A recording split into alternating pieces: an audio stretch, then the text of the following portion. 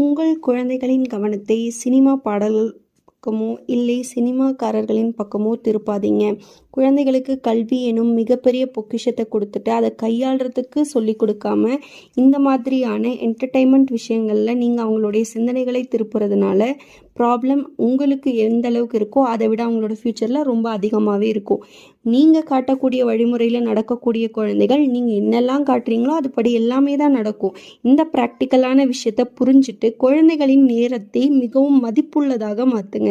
ஏன்னா நேரம் என்கிற பொக்கிஷம் போனால் திரும்ப வராது. இளமை என்கிற பொக்கிஷமும் போனால் திரும்ப வராது.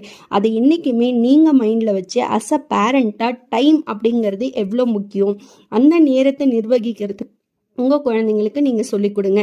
நேரத்தை சரியான முறையில் சரியான திட்டமிடல் மூலியமாக பயன்படுத்தினா குழந்தைகளின் வாழ்க்கையில் வெற்றி நிச்சயம்.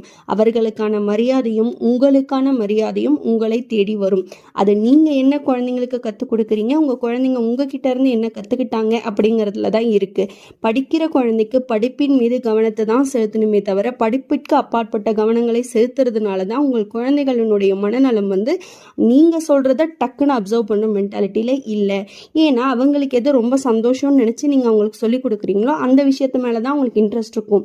படிப்புங்கிறத ரொம்ப பெரிய பாரமாக தான் நினைப்பாங்க.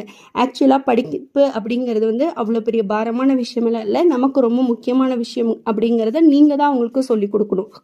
படிப்பு எந்த அளவுக்கு உங்களுக்கு ஹெல்ப் பண்ணும், படிப்பு தான் நாளைக்கு நம்மளுக்கு சோறு போடும், நம்ம 4 பேருக்கு சோறு போட ஹெல்ப் பண்ணும். மரியாதைங்கிற விஷயத்த நம்மளை தேடி நம்ம கற்றுக்கிறதுக்கு கண்டிப்பாக ஹெல்ப் பண்ணும். எப்போவுமே படிப்பை விட்டுறாத, படிப்பு தான் உனக்கு எல்லாமே. நேரத்தை கரெக்டாக பயன்படுத்து. நம்மளோட சேனல் உங்களுக்கு பிடிச்சிருந்துச்சுன்னு சொன்னால் மறக்காமல் சப்ஸ்கிரைப் பண்ணுங்கள். நம்ம ஏதோ தவற பேசினாலோ இல்லை நல்லதாக பேசினாலோ மறக்காமல் கமெண்ட் பண்ணுங்கள். இல்லை ஏதாவது விஷயத்தை பற்றி நாங்கள் உங்களுக்கு சொல்லணும், இல்லை நான் சொல்கிறதுல உங்களுக்கு ஏதாவது பிரச்சனை இருக்குது அப்படின்னு சொன்னாக்கா அதையும் மறக்காமல் கமெண்ட் பண்ணிடுங்க.